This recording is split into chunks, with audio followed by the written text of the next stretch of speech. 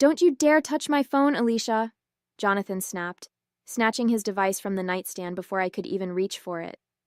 I stood frozen, the beautiful gift box containing his $5,000 birthday watch still in my other hand. I was just turning off your alarm so you could sleep in on your birthday, I said, trying to hide the hurt in my voice. Here, I got you something. Jonathan took the box without even looking up from his screen, mumbling a half-hearted thanks as he carelessly set it aside without opening it. My heart sank. I'd saved for months for that watch, cutting back on lunches and coffees to afford the luxury brand he'd been eyeing. My name is Alicia Morrison. I'm 25 years old, and this was the moment I realized my 2-year marriage might be beyond saving. Not because of the phone, though his defensiveness was suspicious, but because of the growing indifference that had settled between us like a wall of ice. Jonathan hadn't always been this way. When we met at a tech conference 3 years ago, he was attentive, engaging, and seemed genuinely interested in my thoughts and dreams. As an IT security specialist, I was used to men either intimidated by my technical knowledge or trying to mansplain my own field to me. Jonathan, a marketing executive for a software company, had been refreshingly different. But something had changed in the last few months. He worked later, checked his phone constantly, and grew irritable when I asked even innocent questions about his day. I told myself it was stress from his upcoming performance review, the one that might finally bring the promotion he'd been chasing. That evening, as Jonathan showered, my phone buzzed with a text from my best friend, Kate. "I need to show you something. Don't freak out," her message read, followed by a screenshot that made my stomach drop. It was Jonathan's profile on a dating app, using a photo I'd taken of him just 3 weeks earlier on our weekend getaway to San Antonio. I stared at the screen, my hands trembling. Successful professional seeking meaningful connection. Newly single and ready to explore what life has to offer. Newly single? We'd celebrated our anniversary just last month. I heard the shower turn off. Taking a deep breath, I deleted the message and placed my phone face down. When Jonathan emerged from the bathroom, I smiled as if nothing was wrong, even as I felt something hardening inside me. I wouldn't confront him. Not yet. First, I needed to understand exactly what I was dealing with. And then I would make sure he regretted ever underestimating me. I'd always been practical and methodical, traits that made me good at my job uncovering security vulnerabilities. As the days passed, I maintained a perfect facade while quietly observing Jonathan's behavior like a case study. That $5,000 watch, which represented nearly all of my personal savings, remained unopened on his dresser. When I casually asked if he liked it, he mumbled something about saving it for special occasions without even remembering what brand it was. My mind flashed back to our early days, how we'd stay up all night talking about our dreams, how he'd bring me coffee in bed and listen intently as I explained the technical aspects of my work. I remembered our wedding day, when he'd looked at me with such devotion that I thought nothing could ever come between us. What had happened to that man? Had he ever existed? Or had I simply projected my hopes onto someone who never truly saw me? While Jonathan was at work, I checked his laptop, an action that would have once seemed unthinkable to me. But desperate times called for desperate measures. Though he'd cleared his browser history, he'd forgotten about the automatic backup syncing to our shared cloud storage. Amateur mistake. I found more dating apps, secret email accounts, and evidence of at least 3 active conversations with different women. In one particularly painful exchange, he described me as boring and too focused on her career. When asked why he didn't just leave, he'd written, "financial reasons." Once I get this promotion, I'll have the cushion I need. So that was it. He was using me, waiting until his career advancement before discarding me. The betrayal cut deep, but beneath my pain, something else emerged. Cold, calculating anger. I considered confronting him immediately, but quickly dismissed the idea. A direct confrontation would only lead to denials and possibly him accelerating his plans. No, I needed to be smarter than that. I needed to understand exactly what he was planning and gather irrefutable evidence. That night, as we ate dinner in silence, broken only by the occasional ping of his phone, an idea began to form. Jonathan didn't just need to be caught. He needed to experience the full weight of his betrayal. He needed to understand exactly what he was throwing away. "Everything okay with your food?" I asked sweetly, watching him text under the table. "Yeah, fine," he replied without looking up. "Big project at work?" "Something like that." I nodded sympathetically. "You work so hard, you deserve that promotion." He glanced up briefly, surprised by my support. "Thanks, it's been stressful." "I know," I said, reaching for his hand. He allowed the contact but didn't squeeze back. "But things will get better soon. I'm sure of it." And they would, for me at least. Because I was about to make sure Jonathan learned a lesson he'd never forget. I excused myself after dinner, claiming I needed to finish a work project. Instead, I locked myself in our home office and began what I do best, creating a digital alter ego. If Jonathan was seeking connections online, I would give him exactly what he was looking for. First, I needed photographs. I couldn't risk using stock images that could be reverse searched, and using another real person's photos was both unethical and risky. Instead, I utilized cutting-edge AI image generation, carefully crafting a woman who would appeal to Jonathan without triggering his suspicions. Attractive but not model perfect. Professional yet approachable, with subtle elements of my own features subtly altered beyond recognition. I named her Victoria Lawson, 26, a digital marketing specialist, close enough to his field that they'd have common ground, but not so similar that their professional circles would overlap. I created detailed background information, a consistent personality profile, and even a fabricated work history at companies just outside his network. As I was putting the finishing touches on Victoria's dating profile, I heard a soft knock on the door. "Alicia, I'm heading to bed," Jonathan called, his voice lacking any real emotion. "Okay, I'll be there soon," I replied, quickly closing my laptop. When I joined him in our bedroom, he was already under the covers, scrolling through his phone. The $5,000 watch still sat untouched on his dresser, gathering dust. As I slipped into bed beside him, I felt sick at how we could be physically close yet emotionally miles apart. That night, as he fell asleep beside me, I lay awake planning my next steps. The promotion he was waiting for, the one that would give him the financial security to leave me, was scheduled to be announced in 6 weeks. My timeline was clear. The next morning, I launched Victoria's profile on the dating app where Jonathan was most active. Now I just had to wait and see if he'd take the bait. I didn't have to wait long. By lunchtime, Victoria had received several messages, including one from a familiar face, my husband. "Your profile stood out from the others," he wrote. "Something about your eyes seems familiar, like we've met before." A chill ran down my spine. Had I made the AI-generated image too similar to myself? But his follow-up message dispelled my concerns. "Maybe in another life? I'd love to get to know you in this one." I stared at his words, my finger hovering over the reply button. This was my moment to either walk away from this plan or commit fully. Behind me on my desk sat a framed photo from our wedding day, both of us beaming, full of hope and promises. Promises he'd broken without a second thought. I turned the frame face down and began to type. Over the next 2 weeks, Victoria and Jonathan developed a rapport that made my stomach churn. Every morning, I'd watch him smile at his phone over breakfast, a smile he never directed at me anymore. Every night, I'd lie beside him, knowing he was messaging my alter ego when he thought I was asleep.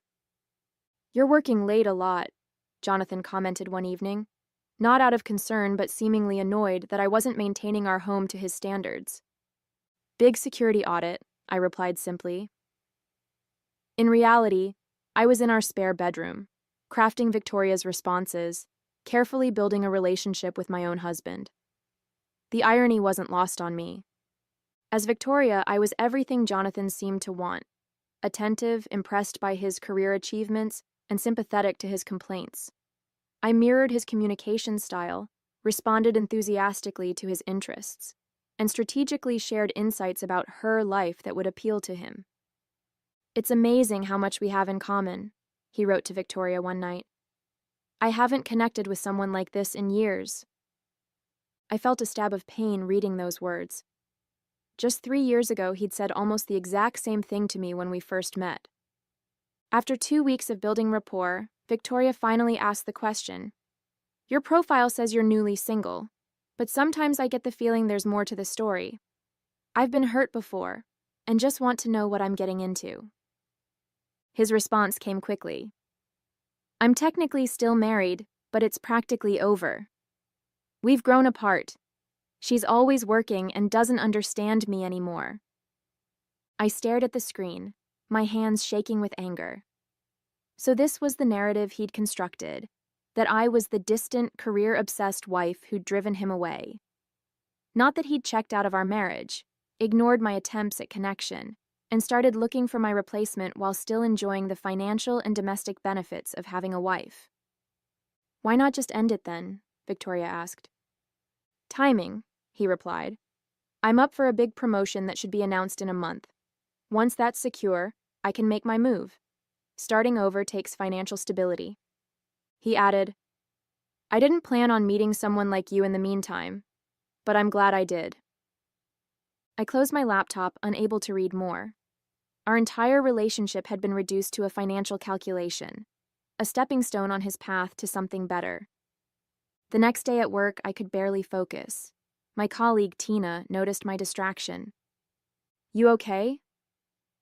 "You've been staring at that same line of code for 20 minutes, she said, placing a cup of coffee on my desk. I hesitated before answering. Tina and I had become close over the past year, but I hadn't told anyone except Kate about Jonathan's betrayal or my plan. "Just dealing with some personal stuff," I said. Tina studied my face. "Alicia, I've known you long enough to tell when something's really wrong. Whatever it is, you don't have to handle it alone." Something in her kind expression cracked my resolve. I told her everything: the dating profile, the watch still sitting unopened, the fake identity I'd created, and Jonathan's admission that he was just waiting for his promotion before leaving me. When I finished, Tina was quiet for a moment. Then she asked, "What's your endgame here? Collect evidence for divorce?" I shook my head. "That would be too easy. He doesn't just get to walk away on his terms. I want him to understand exactly what he's throwing away, and that I was always one step ahead of him." "That sounds like you have a plan," Tina said, leaning forward. I nodded slowly. "I do now." That evening, Victoria would suggest meeting in person, at Jonathan's favorite restaurant, on the exact day his promotion was to be announced.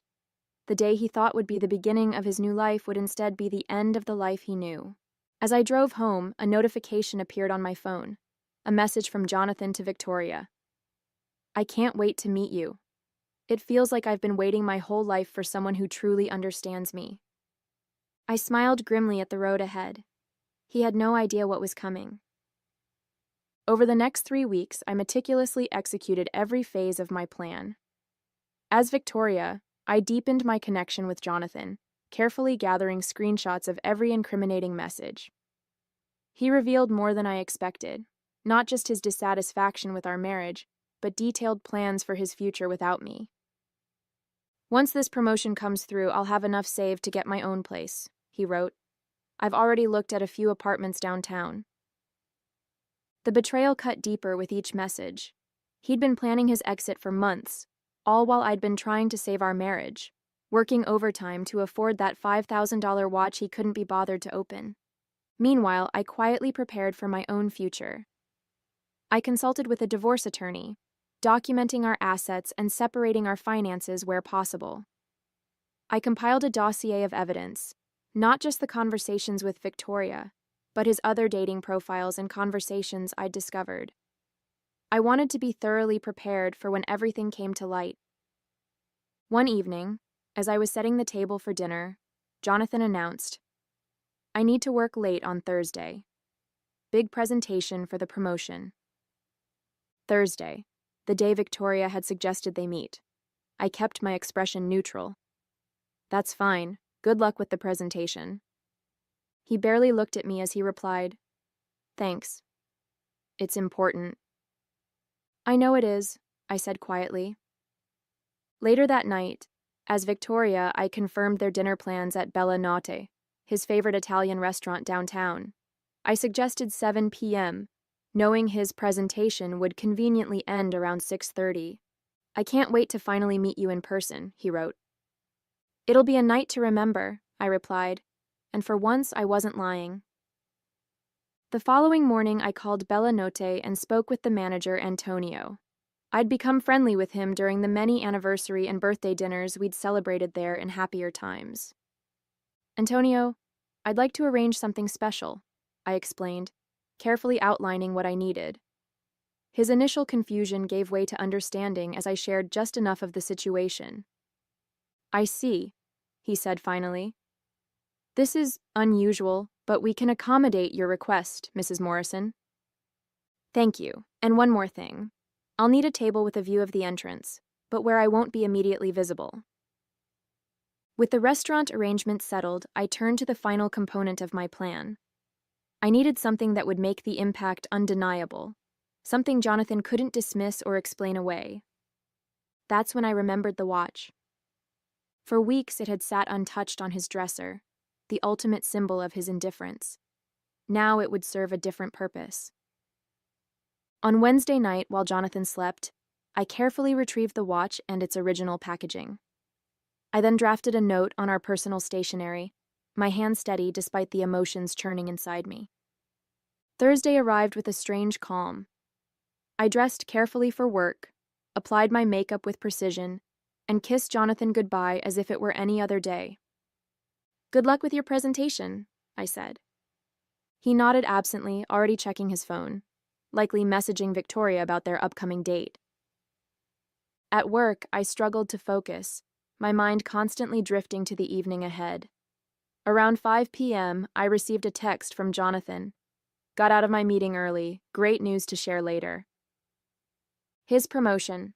The final piece had fallen into place. I packed up my things and headed to Bella Notte, my heart pounding with a mixture of anticipation and sadness.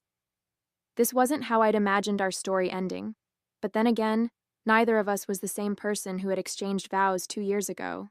As I handed Antonio the final items for the table, the printed screenshots, the divorce papers, and the box containing the watch, he gave me a sympathetic nod. "Your table is ready, Mrs. Morrison. Everything is arranged as you requested."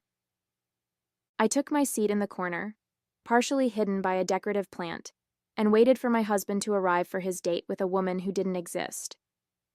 I sat at my corner table, a glass of untouched red wine before me as I watched the entrance. My heart raced each time the door opened, though I maintained a composed exterior. At precisely 6:50 p.m., Jonathan walked in, 10 minutes early for his date, a courtesy he hadn't shown me in months. He looked different somehow, his hair freshly cut, wearing the blue shirt I'd given him last Christmas that brought out his eyes. He'd even shaved the stubble he knew I liked, but had stopped maintaining because it was too much effort. The effort was apparently worth it for Victoria. After speaking with the hostess, he was led to a specific table in the center of the restaurant, the one Antonio and I had selected. The table was elegantly set for two, with a single red rose in a vase. Jonathan looked pleased as he took his seat, checking his watch, not the one I'd given him, of course, and then his phone, no doubt looking for a message from Victoria. Antonio approached his table carrying a bottle of champagne. "Compliments of the house, sir. I understand congratulations are in order." Jonathan smiled broadly. "Thank you, but how did you know about my promotion?" Antonio merely gave a cryptic smile as he poured a single glass. "Someone thought you might be celebrating tonight." I watched as Jonathan's expression shifted from confusion to anticipation, clearly thinking Victoria had arranged this surprise. He didn't realize that the only surprise tonight would be his. After Antonio left, Jonathan noticed something on the table that hadn't been there before, a manila envelope placed discreetly beside his napkin. His brow furrowed as he picked it up, hesitating before opening it. I couldn't see his face clearly as he examined the contents, but I saw the exact moment his body tensed. His shoulders stiffened, and he frantically flipped through what I knew were dozens of screenshots. All the conversations between him and Victoria, along with evidence of his other dating profiles. He looked up sharply, scanning the restaurant. I sank deeper into my corner, not yet ready to be discovered. His phone buzzed on the table, a message from Victoria I'd scheduled to send automatically. Look underneath the envelope. With shaking hands, he lifted the manila envelope to reveal the divorce papers I'd prepared. I'd been generous in the terms, more generous than he deserved, but I wanted a clean break, not a protracted legal battle. Jonathan's face had drained of all color. He picked up his phone, presumably to message Victoria, when Antonio appeared again, this time carrying a small box wrapped in expensive paper. "The final part of the evening's arrangement, sir," Antonio said, placing the box beside Jonathan. Even from my distance, I recognized the wrapping of the $5,000 watch, the one he'd never bothered to open. Attached was a small card with my handwriting. "You'll need this to be on time for your court date." Jonathan ripped open the package, finally seeing the watch he'd dismissed so easily. As he held it, stunned, I stood from my table and walked slowly toward him, each step deliberate. Several diners had begun to notice the unfolding drama, but I didn't care. This moment wasn't about public humiliation. It was about facing the truth. I stopped directly in front of his table. "Congratulations on your promotion," I said, my voice steady. His eyes widened in shock. "Alicia? What is this?" "This is goodbye, Jonathan." I gestured to the papers. "Everything's there. I'm not contesting anything. You wanted your freedom to start over. Now you have it." "You're Victoria," he whispered, the realization dawning on him. "You set this all up." "No, I'm not Victoria. Victoria doesn't exist, just like the husband I thought I had." I placed my wedding ring on the table. "You taught me something important, though. Sometimes what you think you want isn't what you need." "Alicia, we can talk about this," he said, looking around nervously at the watching diners. "You're making a scene." "No," I replied calmly. "I'm making an exit. There's a difference." I turned to leave, then paused, looking back at him one last time. "By the way, the watch is genuine, unlike your promises." Walking out of Bella Notte that night was both the hardest and most liberating moment of my life. As the cool Austin evening air hit my face, I took my first deep breath in months, perhaps in years. No more pretending. No more checking Jonathan's phone or crafting messages as Victoria. No more wondering if I could somehow save a marriage that was already dead. I drove to Kate's apartment, where I'd arranged to stay for a few days while Jonathan moved out. We'd agreed on that much through the divorce papers. He would leave our shared apartment since my name was on the lease. "How did it go?" Kate asked as she opened her door, concern etched on her face. "Exactly as planned," I replied, my voice steadier than I expected. He was completely blindsided. She led me to her couch and poured 2 glasses of wine. "Are you okay?" I considered the question carefully. Was I okay? My marriage had just ended in a carefully orchestrated confrontation. The future I'd planned was gone. Yet somehow I felt like I could finally see clearly again. "I will be," I answered honestly. My phone had been buzzing nonstop since I left the restaurant. Jonathan calling, texting, begging for a chance to explain. I switched it off and placed it face down on Kate's coffee table. "You don't want to hear what he has to say?" Kate asked. I shook my head. "There's nothing he could say that would change anything. I gave him every opportunity to be honest, to choose our marriage. He made his choice long before tonight." Kate nodded, understanding in her eyes. "What happens now?" "Now?" I took a sip of wine, considering the blank canvas of my future. "Now I rebuild. Just me. On my terms." That night, I slept more peacefully than I had in months, unburdened by doubt and deception. The wound was fresh, but for the first time, I could envision it healing. The following weeks were a blur of legal meetings, apartment hunting, and rebuilding my life piece by piece. Jonathan had moved out by the time I returned to our apartment, taking only his personal belongings. The $5,000 watch was left on the kitchen counter with a handwritten note. "I don't deserve this." At least on that, we agreed. Tina proved to be an unexpected source of strength. She recommended me for a cybersecurity project that not only doubled my income, but also rekindled my passion for work. "You've been playing detective in your personal life," she said with a wry smile. "Might as well get paid for those skills." I found a small but charming house with a garden in East Austin, something I'd always wanted but Jonathan had dismissed as too much maintenance.